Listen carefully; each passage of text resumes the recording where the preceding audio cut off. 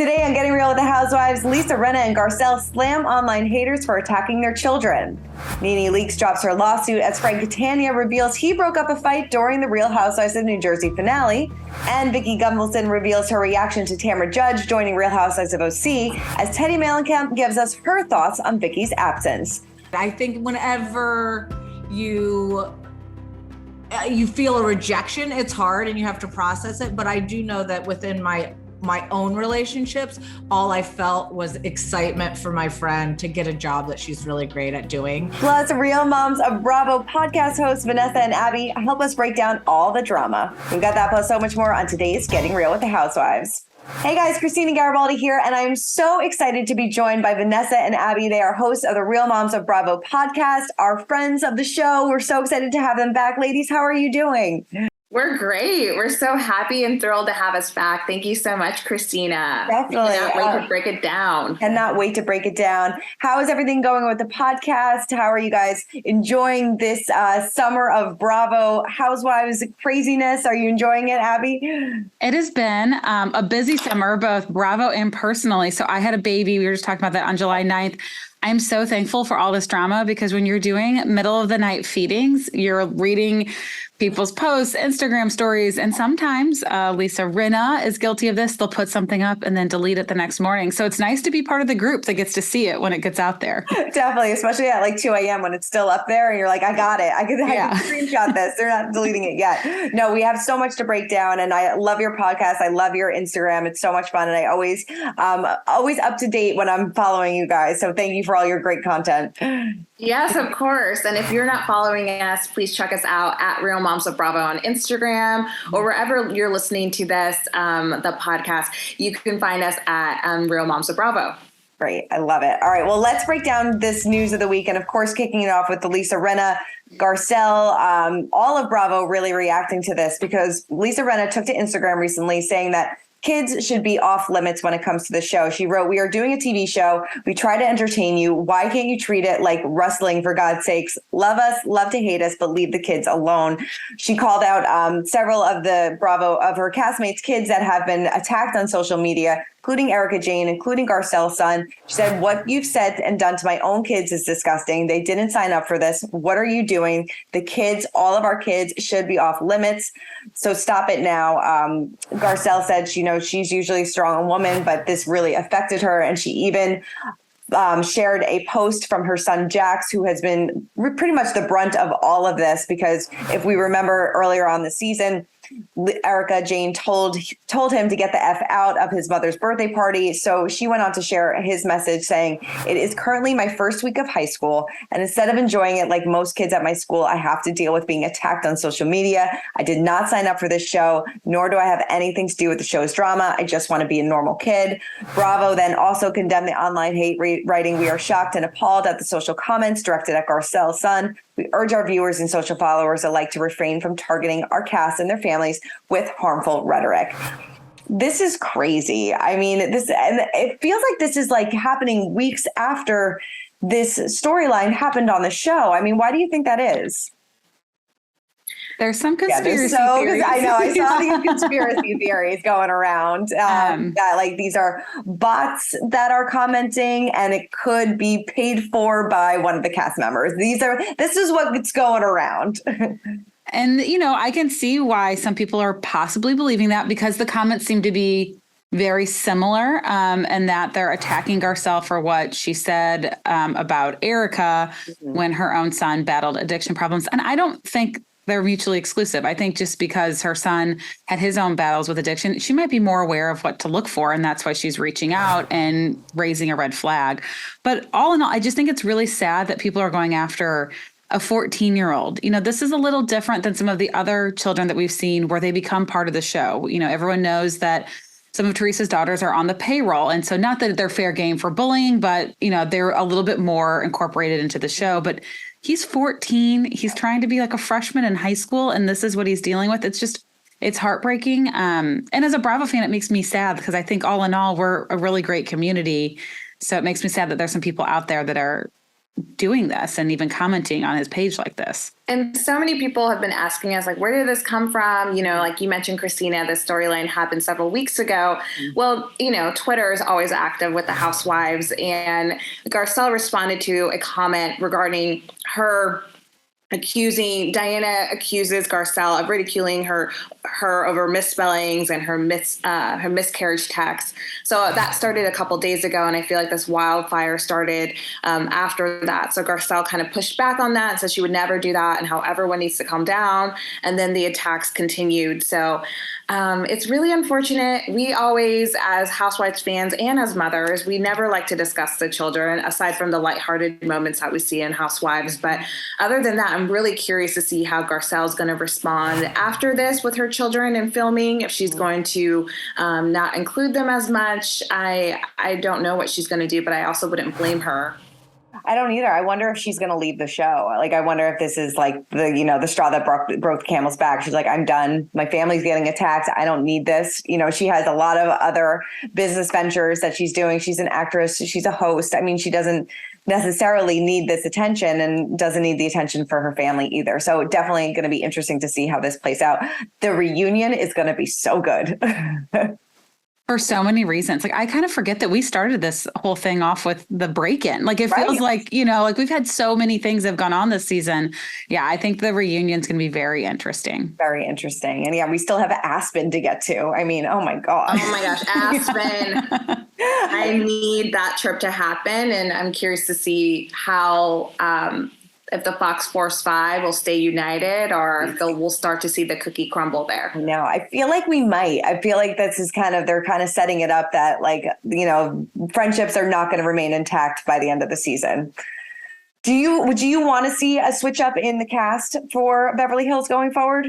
I absolutely do. I think, well, it's getting a little bit more balanced as they brought on more cast members, but I do feel like for a while, it just seemed like it was 5 against 2. And so it was really hard regardless of what side you were on, it was hard for anyone to get a word in when there's 5 people kind of teaming up against somebody else. So I'd like to see it a little bit more balanced. And I think some of these women, it would be better for them not to always be such a group. Like, I'm curious, like, what are Derick's thoughts on what's going on with Garcelle? You know, the whole cast shared what Bravo posted, but nobody put their own opinions and thoughts out there. And so I think it would be interesting to see some of these women kind of speak on their own and not always be part of the group.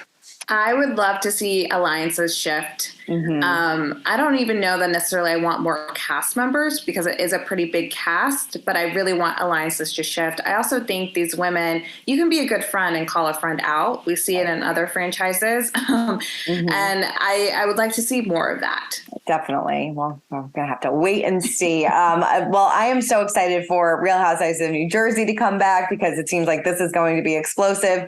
And Frank Catania opened up a little bit more about what we're going to expect, saying to Page 6 that he tried to keep the peace during the explosive taping of the finale, which happened at Dolores' boyfriend's house. He told Page 6, like I said, listen, Paulie did an excellent job. His place was set up beautifully, but we didn't even get to all the themes that was set up because it got crazy. Let's put it this way. There had to be people in between the women. There had to be people in between the men. He said those people included security guards as well as cast members, himself included. He said, I always try to keep the peace and calm everybody down, but it's hard. It's a hard crowd to keep down. Well, that is true. I mean, it seems like this is where everything exploded between Melissa and Joe and Teresa.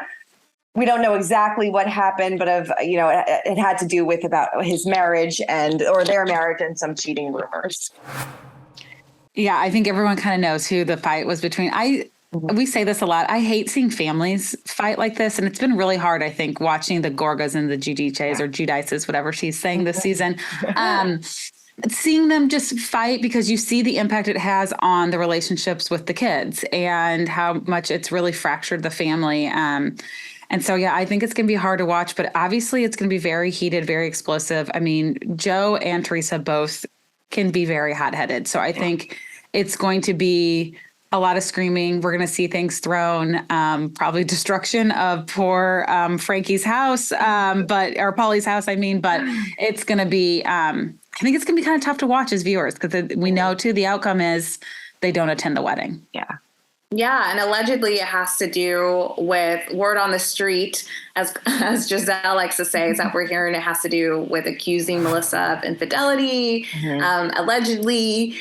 So that's what the fight comes down to. And I hate to see this family. I mean, how many years, how many seasons have we seen these two go against each other? And then, like Abby mentioned, to see the aftermath of it, not be showing up to the wedding, which the wedding, as we know, was also filmed. I'm curious to see how it continues to play out. Yeah. And if there's any sort of reconciliation, because as of right now, it doesn't seem like it's on the table. It doesn't. And I wonder, like you said, I wonder if this is even something that they can come back from. Like, not going to your sister's wedding, that seems pretty final. And, you know, yes, they still have to film together, but they didn't spend much time together outside of filming to begin with. So it doesn't seem like they're going to be gathering around the table for Thanksgiving this year. There will be no sprinkle cookies. No sprinkle cookies. Definitely not. Well, moving on to Atlanta, because NeNe Leakes dropped her discrimination lawsuit against Andy Cohen, Bravo, the network's parent company, NBC, and the production company, True Entertainment. She filed to dismiss the case without prejudice, meaning she does have the ability to reopen it at a later time. In the meantime, the parties involved in the case agreed to not seek recovery of costs or attorney's fees. She had been in negotiations with Bravo, Andy, and Universal to possibly settle outside of court. Surprised that she dropped this. And I saw a lot of people being like, well, this means that NeNe can come back to Atlanta. I feel like the bridges have been burned and we will not see NeNe ever back on our screens on Bravo. I don't think so either. And listen, I haven't read the specifics, but it seems like she's accusing the network of some racism and things that happened during her time on the show. And clearly the court didn't align with that and sided with Bravo. But it just honestly breaks my heart, because on one hand, you see NeNe was part of the baby shower that was thrown for Andy, that epic baby shower. We as Housewives fans can always tell which Housewives he kind of favors and has a good relationship with. And NeNe and Andy had always had this awesome relationship. I do feel like you said, Christina, the bridge is burned. She's not going to come back to Bravo. I would love some sort of reconciliation, because as a Housewives fan, NeNe has given us so much. I mean, you look at the gifts that people use on a daily basis, and I guarantee there's someone every day who's using 5 NeNe gifts out there, or more, I'm sure. She's given so much, and she's such a part of that history of Housewives that I would love to see them reconcile, even if we don't get to see it on camera. Yeah. I think the hardest part too is, like, I think the bridge has been burned, but not just with Andy and Bravo, but then NBC Universal, which also includes Peacock, right? Which means if anybody had hopes of seeing her on an Ultimate Girls Trip, that's not going to happen. And I think at this point, unless there is some major reconciliation, and I think she'd almost have to apologize publicly, which knowing NeNe, she probably won't do. And we don't know if that's even warranted, because we don't really know the details of it. But it just makes me sad that we won't see her on an Ultimate Girls Trip given this lawsuit. Oh my God. She would have been the icing on the cake on season 2 of Ultimate Girls Trip. Imagine NeNe in the mix. Would have been epic. Dorinda wouldn't have not been able to handle her. No, she definitely wouldn't. Bluestone Manor would have exploded. Well, we were excited to see Vicki back on our screens on Ultimate Girls Trip, but she was not happy that her best friend Tamara Judge is returning to the OC. She told Daily Pop that she immediately cried hearing the news and said, what does she have that I don't have? She said that Tamara will show her tits, but she won't. However, Vicki said that beyond that difference, she believes that they make a really good Lucy and Ethel like partnership on screen. She said there's obviously something that Bravo didn't like about me, and so I had to accept it.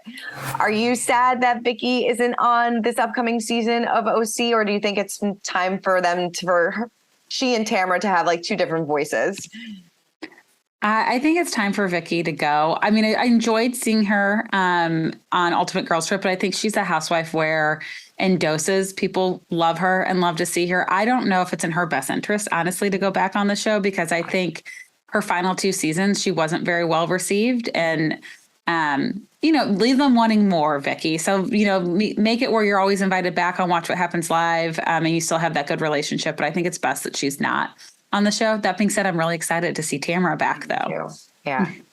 I kind of would like to see Vicki back. I was a little surprised. I mean, you have to remember too, when we found out about Tamara, when Jill Zarin leaked it, Tamara and Vicki were together on Watch What Happens Live. And apparently the news wasn't shared or wasn't even discussed because they didn't want to hurt Vicki's feelings. So I don't know. I would like to see them back. If anything, I would love to see Vicki as a friend of, but I know she wouldn't want friend of. She'd want to be the whole package.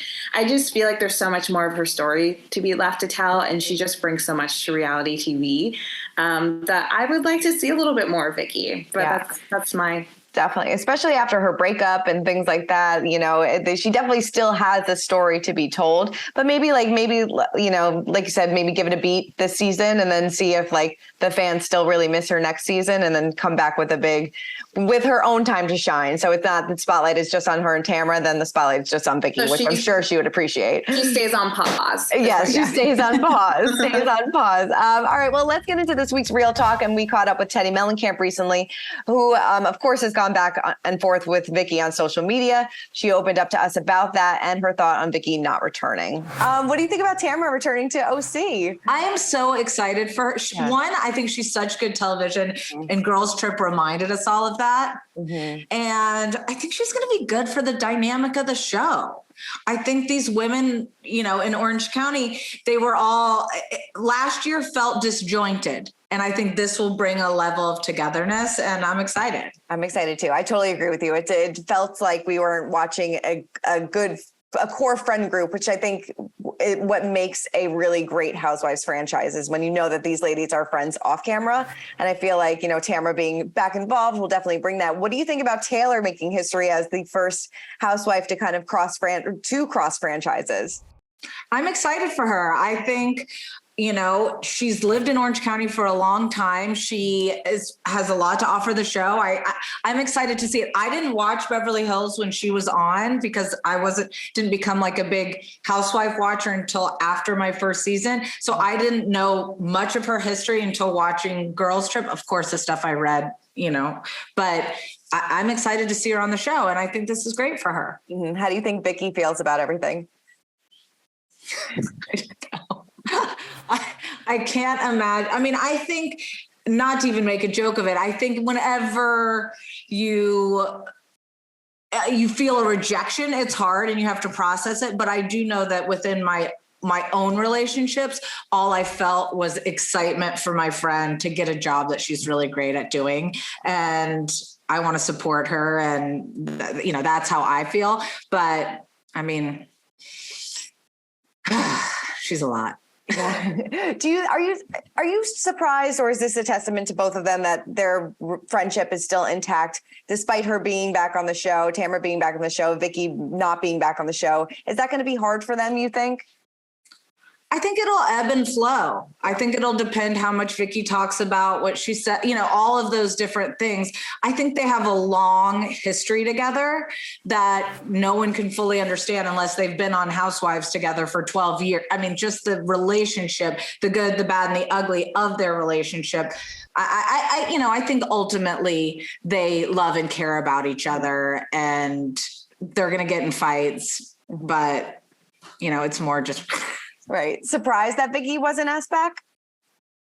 No, I'm not surprised. I wouldn't be surprised if like she comes back on in some capacity and you start to see her more now that Tamara's there. But I think they need to, in my opinion, seeing Tamara for a little bit without Vicki will show a different side of Tamara. Mm-hmm.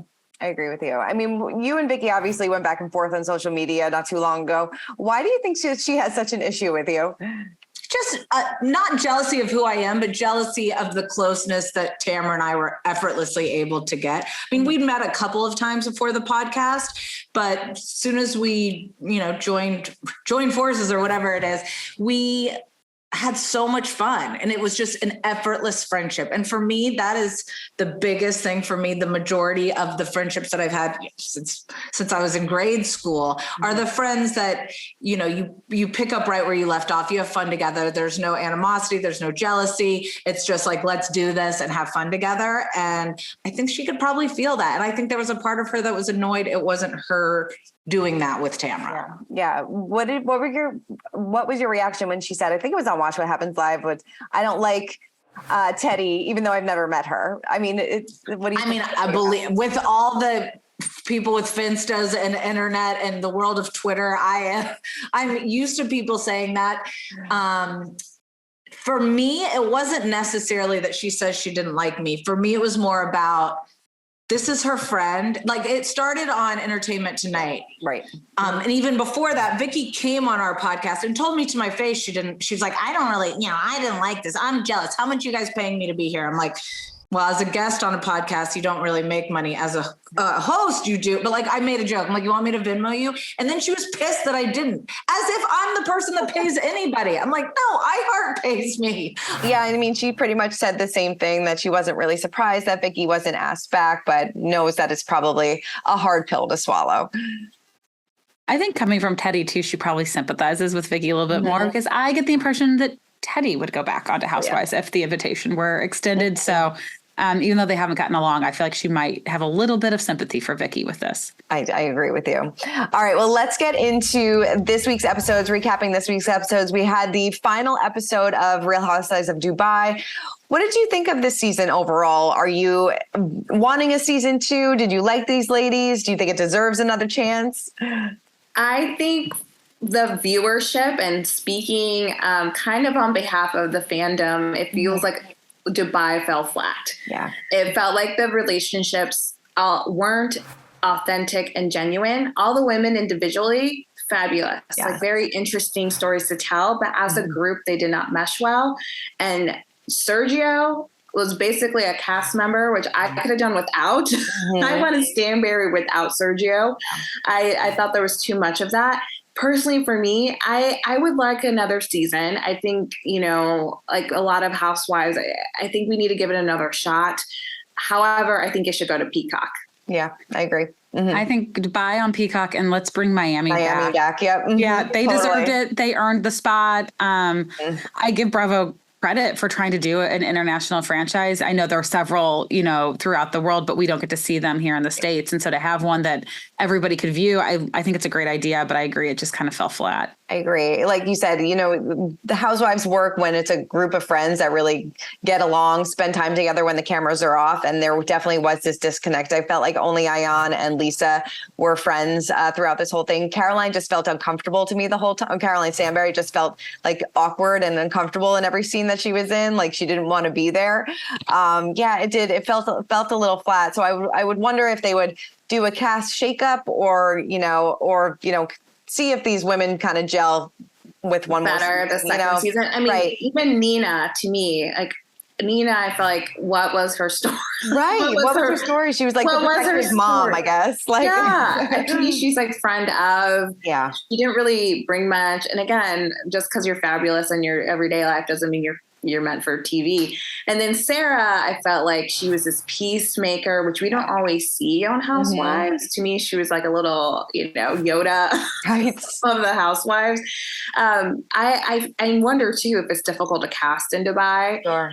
People who'd want to be on camera, but I definitely think there needs to be a shakeup. And truthfully, Stanberry should go back with the Ladies of London. Yes, I agree. I missed that, Caroline. Like, I was thrilled. I loved Ladies of London, and when I heard she was going to be part of this, I was so excited, but it wasn't the Ladies of London Stanberry. And I think what really was missing is Chanel, Ayan, and Caroline should have had more of like a Juliet-Caroline relationship, where they could be kind of hard on one another and get in their little fights, but then come right back together and be silly. And I felt like they should have been more friends instead of frenemies. And I didn't understand why.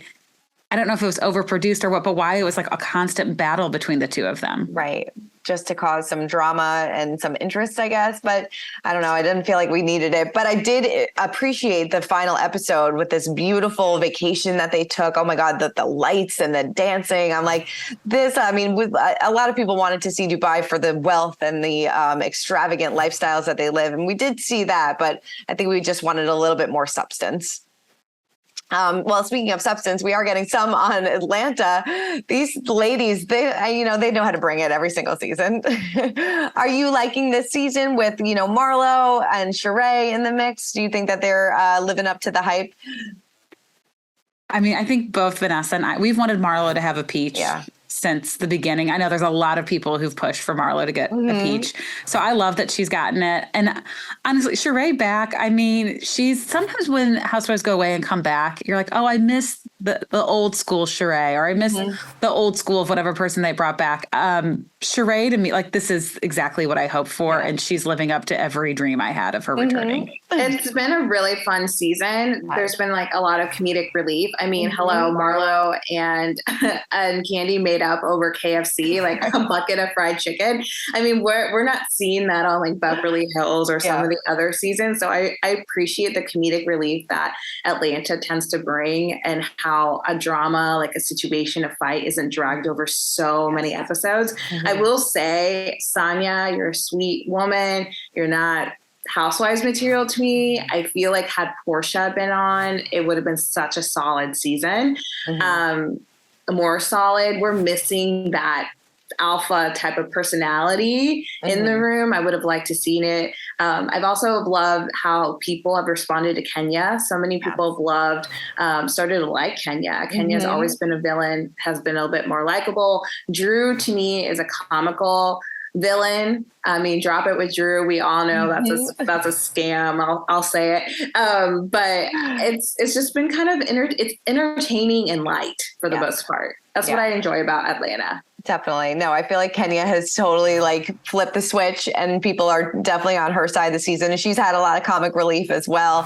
But yeah, I agree with you with Sonia. I feel like she's trying a little too hard. Like even when Kenya called her out and she's like, why are you even mad at me? And she's like, I don't know, actually. I'm not really sure. So it seems like she's trying to find her footing, but maybe trying a little too hard. I think Sanya's going to have a really hard time at the reunion, because these women are quick with the reads, quick with the comebacks, and particularly at the reunion. And like you said, she goes, well, let me think about it for a minute. And everyone was like, don't come for Kenya. If you're not ready, don't go for Kenya. And I think she's going to try it again at the reunion and fail miserably. Yes. Oh, speaking of reunion, going back to Dubai, what did you think of the trailer for the Dubai reunion when they brought out the notebook of the Lisa's lies with the Pinocchio nose? I was dying. I personally am over the receipts and the notebooks and, the printouts. It's such a gimmick that's been so done. Yeah. I do think for Dubai, it was probably good to rope in viewers in, and the reunion could be something that gives people excitement around the franchise, to see these women a bit more activated and seeing them in action in a reunion setting. I'm just over the receipts, but the tea, I mean, there's lots of things being discussed. Yeah. Caroline and Jeffrey Epstein. Yeah, I would say you put Lisa Jeffrey Epstein out there. And being an escort. There's lots of allegations, like salacious allegations thrown out there. So I'm intrigued. I'm ready for it. I was like, where was that stuff during the season? We needed that. Exactly.